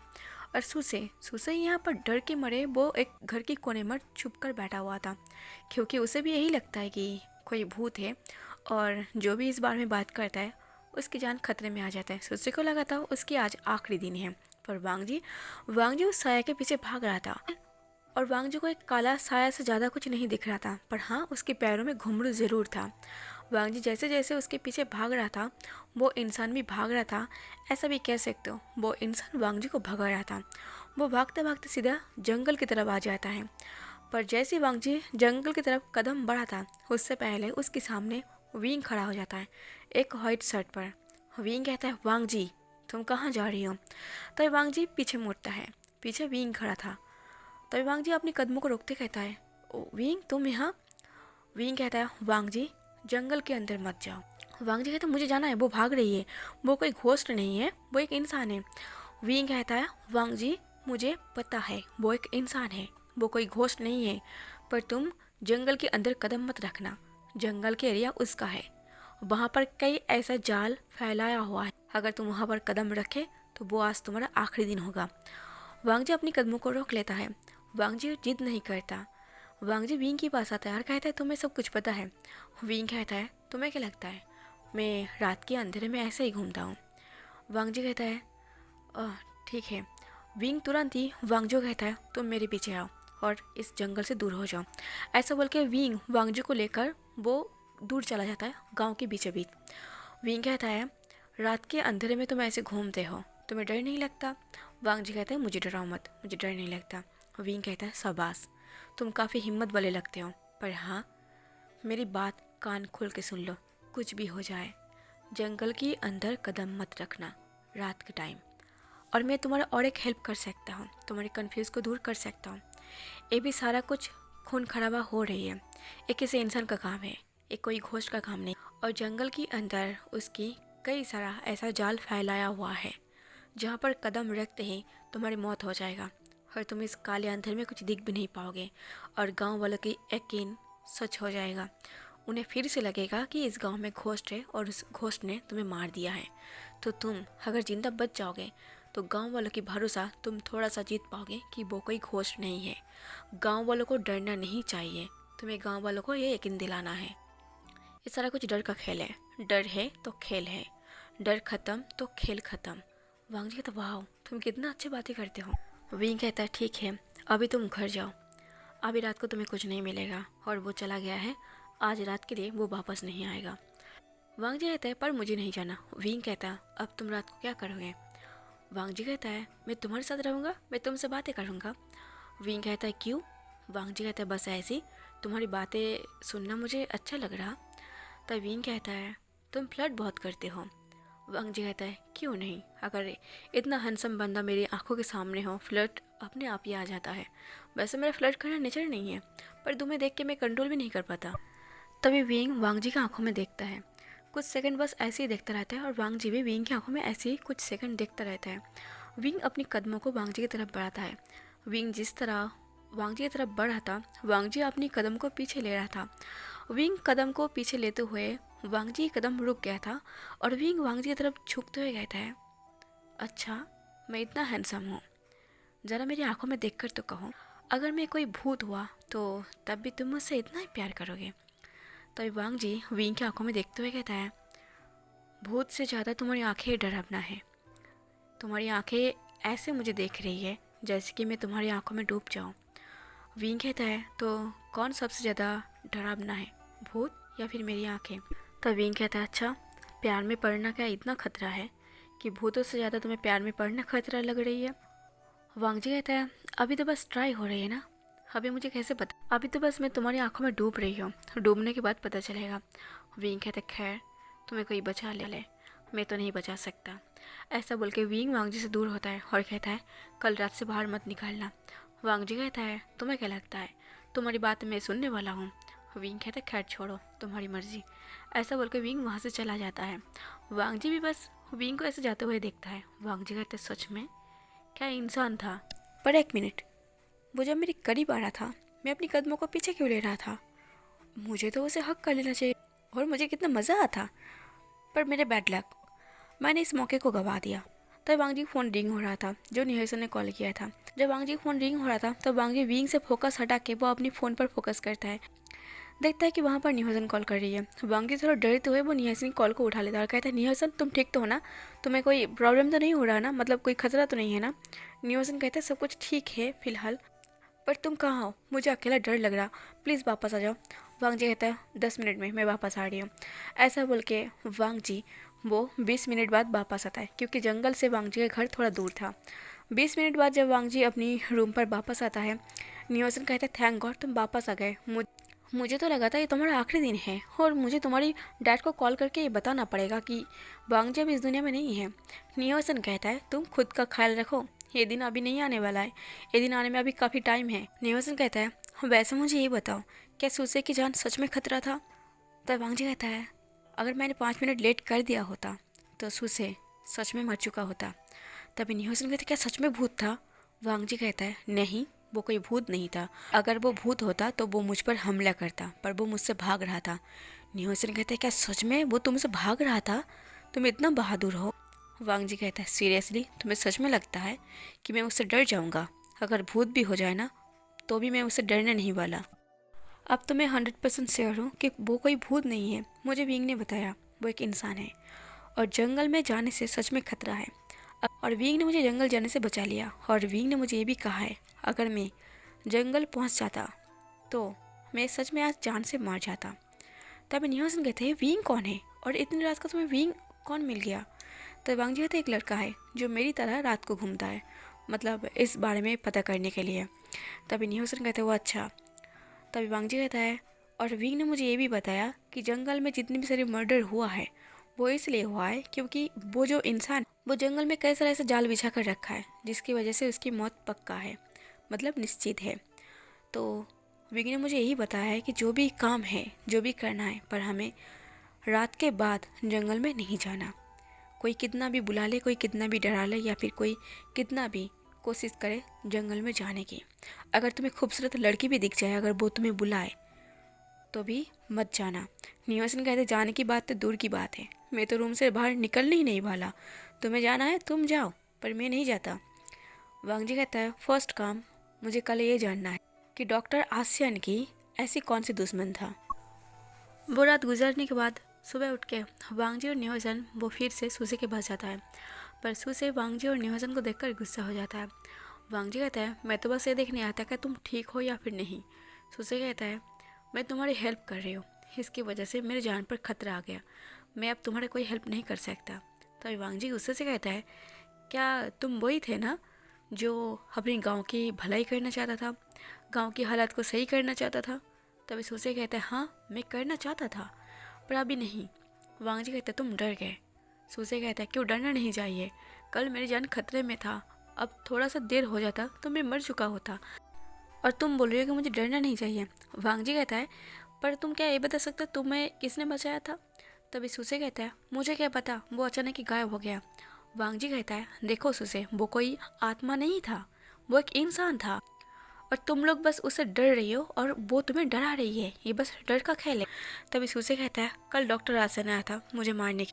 तभी वांगजी फ्रस्ट्रेशन हो जाता है। वांगजी गुस्से से कहता है ये कोई आत्मा वगैरह नहीं है, ये एक इंसान है और ये बात सच है, मेरे साथ जंगल चलो। सुसे कहता है जंगल? मैं जंगल नहीं जाऊंगा। तभी वांगजी कहता है तो फिर इतना बता दो डॉक्टर आसन के कोई दुश्मन था? तभी सुसे कहता है अब मैं कोई भी आपको बात नहीं बताऊंगा, आपको जो भी पता करना है आप खुद से पता कर लो। ऐसा बोल के सुसे दरवाजा बंद कर देता है।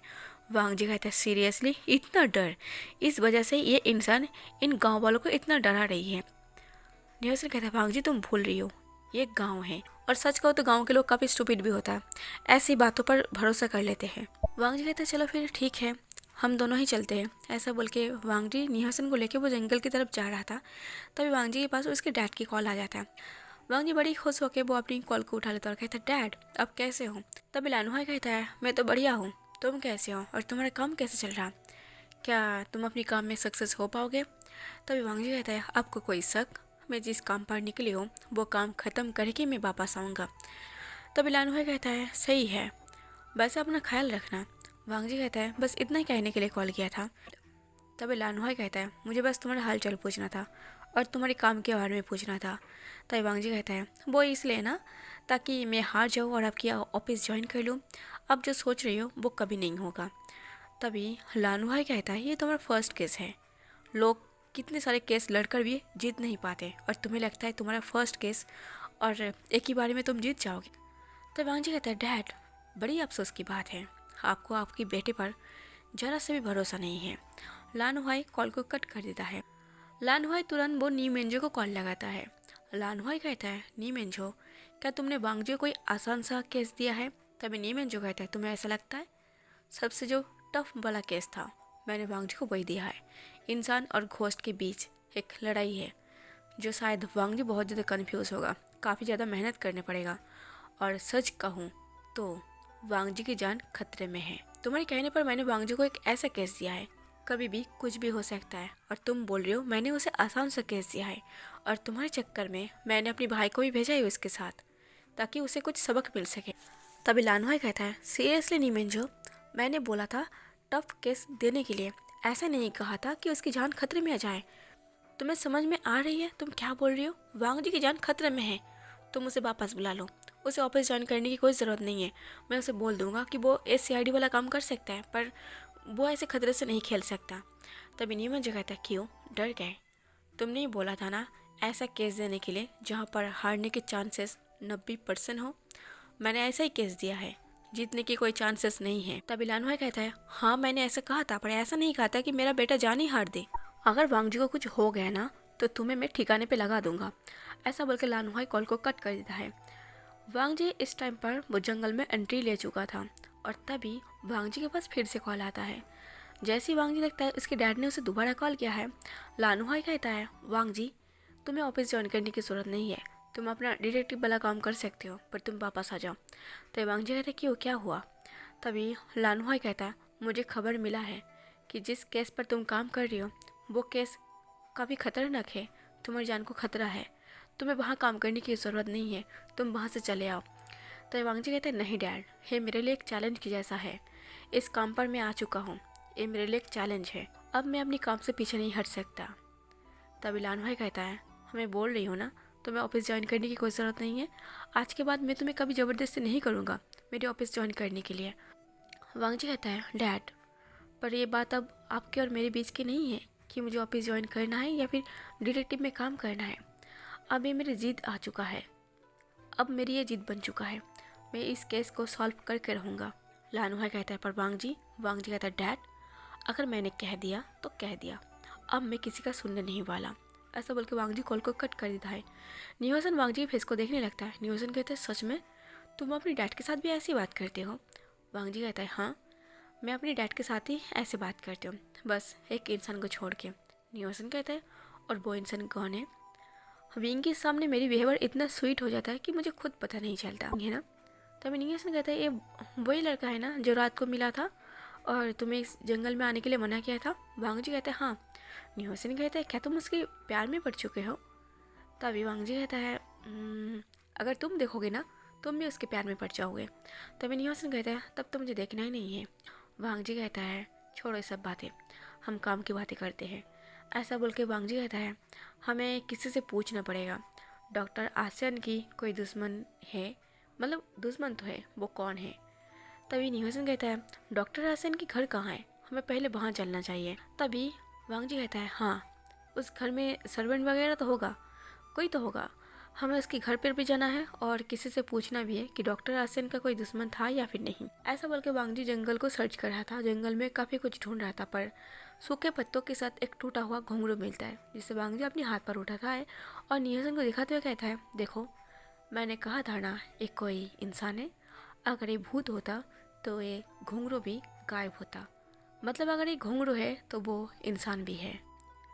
काफ़ी टाइम तक वांग जी जंगल में ही सर्च कर रहा था क्योंकि वांग जी को पता है जंगल में ऐसे कई सारा राज होगा जिसे उसे पता करना ज़रूरी है। और न्यूसन गांव में पूछताछ करने के लिए कुछ टाइम के लिए वो वांग जी को छोड़ के गांव के बीचों बीच चला गया था। वांग जी इधर सब कुछ चेक करा था पर वांग जी जो नोटिस करता है जंगल के अंदर ऐसे कई सारा जाल बिछाया हुआ है जो आम इंसानों की नज़र में आना थोड़ा मुश्किल है पर वांग जी की नज़रों से बच नहीं सकता। इसलिए वांग जी समझ गया था कि विंग की बातें सच है, जंगल में जाना मौत के बराबर है। वांग जी सोचता है शायद ऐसा ही हुआ होगा, अब तक जितने सारे ऑफिसर आए होंगे पूछताछ के लिए या फिर पता करने के लिए कि आखिर इन सारे खून खराबे के पीछे कौन होगा, और मेरी तरह शायद वो ऑफिसर भी इस इंसान को देख लिया था और शायद उसके पीछे भागते हुए जंगल तक आया होगा और जंगल में उसका मौत हो चुका होगा। वांग जी मन में सोचता है ऐसा ही कुछ हुआ होगा। वांग जी जंगल के बीच में ही वो अपनी लैपटॉप को ओपन करके वो डॉक्टर आसियान के बारे में थोड़ा सर्च करने लगता है पर डॉक्टर आसियान की एक भी फ़ोटो नहीं था। इसलिए वांग जी को पता नहीं चल रहा था कि आखिर डॉक्टर आसियान दिखने में कैसा था, वो इंसान कैसा था, उसका कुछ भी वीडियो या फिर फ़ोटो नहीं था। कुछ पेशेंट डॉक्टर और हॉस्पिटल के अंदर बाहर गार्डन चारों तरफ दिख रहा था। वांग जी जब लैपटॉप में सर्च कर रहा था तभी वांग जी देखता है कि इसी गांव में और एक हॉस्पिटल है। वांग जी जब हॉस्पिटल को लेकर सर्च कर रहा था तब वांग जी देखता है कि इस गांव में और एक हॉस्पिटल है, जिस हॉस्पिटल का नाम था मदर केयर।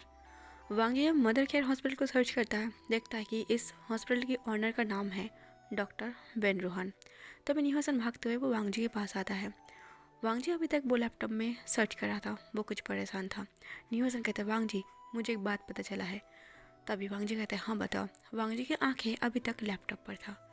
निहोसन कहता है, मुझे पता चल गया है डॉक्टर आसिन का दुश्मन कौन है। वांग जी कहता है, शायद मेरे ख्याल से डॉक्टर बेन रोहन। निहोसन कहता है, तुम्हें कैसे पता चला।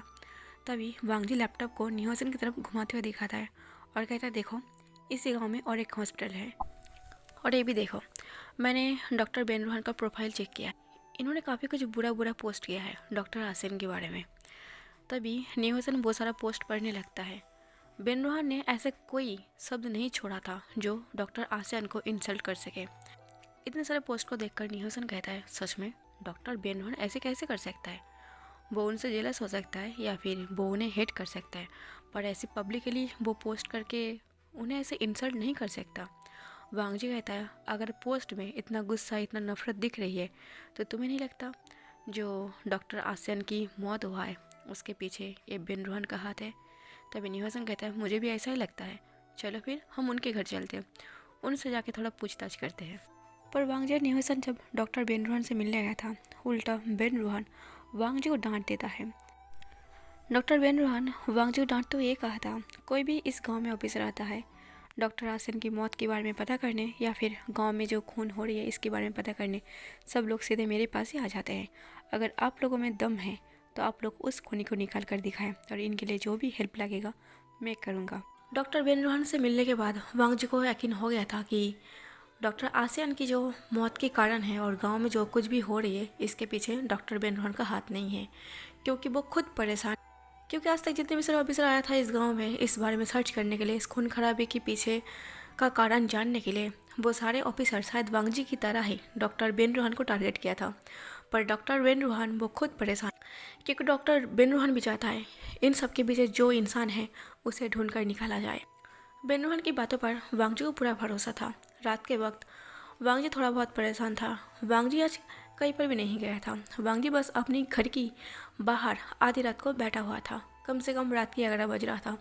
निहोसन एक बार सो रहा था, एक बार खिड़की से वो वांग जी को देख रहा, क्योंकि निहोसन डर के मारे वो रूम से बाहर तो नहीं आ रहा था, पर वो वांग जी के लिए परेशान भी था कहीं उसे कुछ हो ना जाए। फिर निहोसन सोचता है इतने टाइम से वो घर से बाहर घूम रही है और शायद वांग जी की बात भी सही है, इस गाँव में कोई भूत वगैरह नहीं है। निहोसन चैन से वो अपनी बिस्तर पर लेट के वो कुछ बुक पढ़ रहा था और वांग जी बस चुपचाप बैठा हुआ था। जब वांग जी ऐसे चुपचाप बैठा हुआ था, कुछ परेशान था, खुद से इरिटेट था, क्योंकि वांग जी का दिमाग काम नहीं कर रहा था और आज इतना काम कर लिया था कि आज वांग जी को मौका तक नहीं मिला था कि वो आसियान महल जाए। जब वांग जी ऐसे परेशान होकर बैठा था तो वांग जी पास पर एक पर्सन आकर बैठता है और वांग जी को पता था ये कौन हो सकता है। वांग जी धीरे से अपनी मुंह को मोड़ता है उसकी तरफ। वांग जी कहता है, तुम यहाँ आज तुम मुझे ढूंढते हो यहाँ तक आ गए। विंग कहता है, बहुत ज़्यादा परेशान हो। वांग जी कहता है, हाँ परेशान तो हूँ मैं, और तुम मेरा हेल्प भी नहीं कर रहे हो। विंग कहता है, मुझे जितना कुछ पता है मैंने तुम्हारा हेल्प किया है, इससे ज़्यादा मैं तुम्हारा हेल्प नहीं कर सकता। तो वांग जी कहता है, तुम इसी गाँव का हो ना। विंग कहता है, हाँ मैं इसी गाँव का हूँ। वांग जी कहता है, अगर तुम इसी गाँव में हो तो तुम्हें बहुत कुछ पता होना चाहिए था। विंग कहता है, सच कहूँ तो मैं इसी गाँव का हूँ, पर इस गांव में मैं ज़्यादा वक्त नहीं बिताया। वांग जी कहता है, मतलब क्या है तुम्हारा। विंग कहता है, मैं विदेश में रहा हूँ, वहीं पे अपना पढ़ाई वगैरह एजुकेशन को कंप्लीट की है, तो मुझे ज़्यादा कुछ पता नहीं है, तो इसलिए मैं तुम्हारा ज़्यादा हेल्प नहीं कर पा रही हूँ। पर मुझे जितना पता है और जितना हो सके मैंने तुम्हारा हेल्प की है, इससे ज़्यादा हेल्प मैं नहीं कर सकता, पर तुम अपनी काम में बहुत ज़्यादा आगे हो। तभी वांग जी कहता है, हाँ और एक काम बाकी है, मैं कल आसियान महल में जाना चाहता हूँ, मुझे लगता है वहाँ पर जाने से मुझे कुछ तो सुराग मिल जाएगा। विंग कहता है, आसियान महल। वांग जी कहता है, हाँ। विंग कुछ नहीं कहता, विंग बस एक स्माइल देता है। वांग जी उस स्माइल को देख के बस उसकी फेस को देखता रहता है, बस इरिटेट होके वो चुपचाप बैठा रहता है। वो दोनों काफ़ी टाइम तक ऐसे बैठा रहता है, कुछ बातें करता है। फिर सुबह होता है, पर सुबह उठते वांग जी ने जो देखा था वो एक्सपेक्ट नहीं किया था, क्योंकि गांव में हल्ला मचा हुआ था, सब लोग भागते हुए जंगल की तरफ जा रहा था। वांगजी और निहोसन जब रूम से बाहर आता है, वांगजी कहता है, निहोसन क्या हुआ होगा? तभी निहोसन कहता है, मुझे भी नहीं पता। वांगजी भी जंगल की तरफ जा रहा था, पर गांव के एक पर्सन को पकड़कर वांगजी पूछता है, क्या हुआ है, तुम सब ऐसे भाग क्यों रही हो? तभी वो पर्सन कहता है, हमारी गांव की एक ओल्ड लेडी की मौत हो गई है। तभी वांगजी शॉक्ड हो जाता है। वांगजी कहता है, ओल्ड लेडी? तभी निहोसन की तरफ देखने लगता है। वो पर्सन वांगजी को छोड़कर चला जाता है। वांगजी निहोसन को कहता है, निहोसन कल क्या तुमने इसी ओल्ड लेडी से पूछताछ किया था? निहोसन कहता है, कल मैंने एक ओल्ड लेडी से पूछताछ किया था, वो कुछ बहका बहका बातें कर रहा था, पर उन्होंने मुझे बेन रूहन के बारे में बताया था और उन्होंने ये बताया था कि डॉक्टर आसान एक भूत है। तो मुझे नहीं पता जिनकी मौत हुआ है क्या ये वही है? वांगजी कहता है, अगर ये वही है तो शायद हम खुद को माफ़ नहीं कर पाएंगे। ऐसा बोलकर वांगजी भी भाग कर जाता है। जब जंगल के बीचों बीच उस ओल्ड लेडी की ऐसी बॉडी पड़ा हुआ था, तब निहोसन चौंक जाता है। निहोसन इतना घबरा जाता है कि बता नहीं सकता। और निहोसन के ऐसे घबराहट को देखकर वांगजी को समझ में आ गया था कि ये वही ओल्ड लेडी है। वांगजी को पूछना भी नहीं पड़ता, गाँव के सारे लोग उस ओल्ड लेडी को घेर कर खड़ा था। सुसे वांगजी के पास आता है और कहता है, सर मैंने आपको कहा था ना, आप इस काम को छोड़ दीजिए, हमारी गांव की लोगों को अपनी हालत पर छोड़ दीजिए, क्योंकि मुझे एक रास्ता मालूम है। हम अगर उसके बारे में बात नहीं करेंगे, डॉक्टर आसन या फिर इस खून खराबे के बारे में अगर बात नहीं करेंगे, तो हम गांव वाले सब सेफ रहेंगे। इससे अच्छा है कि हम इस बारे में बात ही नहीं करते, हम इस चीज़ को भूल जाते हैं। आप लोग यहाँ से जा सकते हो, आप लोग अब इस काम की कोई ज़रूरत नहीं है, हम गाँव वालों को इस हालत पर छोड़ दीजिए। वांगजी कहता है, नहीं मैं नहीं छोड़ूंगा, मैं उसे ढूंढ कर निकालूंगा। तभी सुसे कहता है, आप समझ नहीं रहे हो, अगर आप इस केस के बारे में और छानबीन करेंगे तो मुझे नहीं लगता अब आखिरी दिन किसका होगा। वांगजी कहता है, मुझे कोई फ़र्क नहीं पड़ता। सुसे चिल्ला के कहता है, आपका क्यों फ़र्क पड़ेगा? तब वांगजी अपने आंखें निकाल के वो रूडली वो सुसे को कहता है, मेरी जान को खतरा नहीं है, मैं डरता नहीं हूँ तुम लोगों की तरह, तुम लोग कायर हो। इतना ज़्यादा क्यों डरते हो तुम लोग? अगर तुम पूरे गाँव वाले एकजुट होकर अगर इस मुश्किल का सामना करते ना, तो आज ये नौबत नहीं आता। अगर तुम सारे गांव वाले रात के अंधेरे में से छुप नहीं जाते ना, तो उसकी इतनी हिम्मत नहीं बढ़ जाता कि लोगों का ऐसी पीठ पीछे मारकर चले जाए। तुम सब गांव वाले मेरी एक बात को कान खुलकर याद रखो, तुम लोग डरते हो इसलिए वो लोग तुम्हें डराता है, वरना तुम लोगों से ज़्यादा वो सबसे डरपोक है, वो कायर है। उसे पता है तुम लोग डरते हो और वो आसानी से तुम लोगों को डराता है। अगर तुम लोग रात के अंधेरे में ना छुपकर, अगर तुम लोग हाथ में एक एक मसल लेके पूरे गांव वाले एकजुट होकर एक दूसरे के हाथ पकड़कर इस मुश्किल का सामना करते, तो आज उसकी इतनी हिम्मत नहीं बढ़ता। खैर छोड़ो, तुम लोगों की हिम्मत तो नहीं है, पर तुम लोग मुझे नहीं रोक सकते। वांगजी गांव के सारे लोगों को जब वहाँ पर छोड़ के वो गाँव के रास्ते से चल रहा था, तब निहोसन पूछता है, वांगजी तुम कहाँ जा रही हो? वांगजी बहुत गुस्से में था उस ओल्ड लेडी की ऐसी बॉडी को देखकर। वांगजी कहता है, मैं आसन हॉस्पिटल जा रही हूँ, उसके बाद आसन महल जाना है। अब मुझे इस केस के बारे में पता करना है, आखिर इसके पीछे कौन है, जो भी है मैं उसे पकड़ कर रहूँगा। अब मेरा ये जीत बन चुका है। तब वांगजी के पास नीमेंजो का कॉल आता है। वांगजी सारा अपडेट वो नीमेंजो को बताता रहता है। नीमेंजो कहता है, वांगजी मुझे माफ़ कर देना, मैंने सबसे ज़्यादा टफ केस तुम्हें दिया है, क्योंकि तुम्हारे पापा का कहना था कि मैं तुम्हें सबसे ज़्यादा टफ केस दूँ, पर मुझे सच में नहीं पता था कि ये केस इतना खतरा है। अगर तुम चाहो तो इसको यहाँ पर छोड़ सकते हो, वैसे भी उस गांव वाला ही नहीं चाहता। तभी वांगजी कहता है, नहीं सर, मुझे इस केस के बारे में पता करना है, मुझे उस इंसान को ढूंढना है। नीमेंजो कहता है, वांगजी क्या तुम्हें सच में पता है वो कोई इंसान है या फिर सच में कोई घोस्ट है? वांगजी कहता है, मैं 100% श्योर हूँ कि वो एक इंसान है। नीमेंजो कहता है, तो तुम इस केस के बारे में और पता करना चाहते हो, मतलब इस केस को कंटिन्यू करना चाहते हो? वांगजी कहता है, हाँ मैं मर जाऊंगा पर इस केस को नहीं छोड़ूंगा, क्योंकि ये मेरा जिद है और मैं अपना कदम पीछे नहीं हटाऊंगा। अगर मैंने अपने कदम पीछे हटा लिया ना, मेरा दिमाग ख़राब हो जाएगा ये सोच सोच के कि आखिर वो इंसान कौन था। इससे अच्छा है कि मैं इस केस को कंटिन्यू करूँ। तभी नीमेंजो कहता है, एक सच्चे ऑफिसर की निशानी होता है, हर एक डिटेक्टिव के अंदर एक क्यूरियोसिटी होना चाहिए, तभी वो अपनी केस को जीत पाता है। मुझे पूरा यकीन है कि तुम इस केस को जीत पाओगे। वांगजी कहता है, थैंक यू सर। ऐसा बोल के वांगजी कॉल को कट कर देता है। वांगजी आसियान हॉस्पिटल जाता है। वहाँ पर जाके वो फॉरेंसिक का मतलब बहुत कुछ चेक करता है, बहुत कुछ चीज़ें उठाता है। वांग जी को बहुत कुछ समझ में भी आता है। वांग जी वहाँ पर पूरा आधा दिन लगा देता है। आधा दिन लगने के बाद वांग जी निहोसन को लेकर वो आसियान महल पर जाता है। जब वो आसियान महल पर जाता है, वांग जी को याद आता है यहाँ पर फर्स्ट टाइम वो विंग से मिला था। तभी वांग जी कहता है मैंने विंग से यहीं पर मिला था। तभी निहोसन कहता है यहीं पर मेरे ख्याल से डॉक्टर आसियान को सब भूत मानता है, तो विंग को डरना चाहिए था। वांग जी कहता है निहोसन क्या मैं डॉक्टर आसियान से डरता हूँ? तभी निहोसन कहता है नहीं, तुम तो बिल्कुल भी नहीं डरते। तभी वांग जी कहता है वो मेरी तरह ही है, वो बिल्कुल नहीं डरता। मैं भी तो यहाँ पर आया था ना फर्स्ट टाइम। निहोसन कहता है हाँ तुम सच बोल रही हो। ऐसा बोलकर निहोसन और वांग जी वो दोनों महल के अंदर चला जाता है। वहाँ पर जाने से ही एक गार्ड उसे रोकता है और कहता है आप अंदर नहीं जा सकते। तभी वांग जी अपनी आइडेंटिटी को उठाकर दिखाता है। दिखाने से उसका मुंह बंद हो जाता है और वांग जी आसानी से अंदर चला जाता है। वांग जी जब अंदर जाता है, वांग जी काफ़ी कुछ सर्च करता है, काफ़ी कुछ चीज़ें देखता है। वहाँ पर एक नॉर्मल सा घर दिख रहा था, वहाँ पर कुछ ऐसा नहीं मिल रहा था, पर वांग जी काफ़ी कुछ सर्च कर रहा था। वहाँ पर डॉक्टर आसियान का फादर का भी बड़ा वाला एक फ़ोटो फ्रेम लगा हुआ था।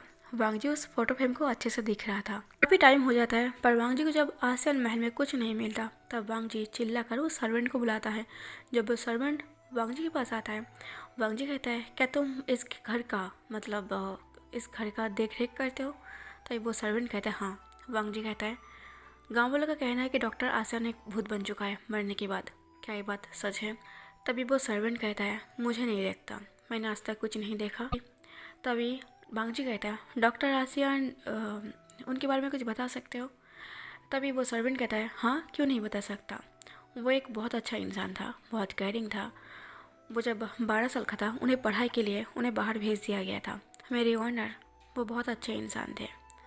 वो अपनी बेटे को एक डॉक्टर बनाना चाहता था। एक डॉक्टर बनाने के बाद वो चाहता था कि गांव वाले की फ्री में इलाज हो, क्योंकि इस गांव में एक ही हॉस्पिटल है, वो है मदर केयर, और वो बहुत ज़्यादा चार्ज करता था। और जो गांव वाले की गरीब इंसान हैं वो उनका फीस नहीं दे सकता था, मतलब इतना महंगा ट्रीटमेंट था। इसकी वजह से हमारे बड़े साहब उन्होंने चाहा कि अपनी बेटे को डॉक्टर बनाएगा।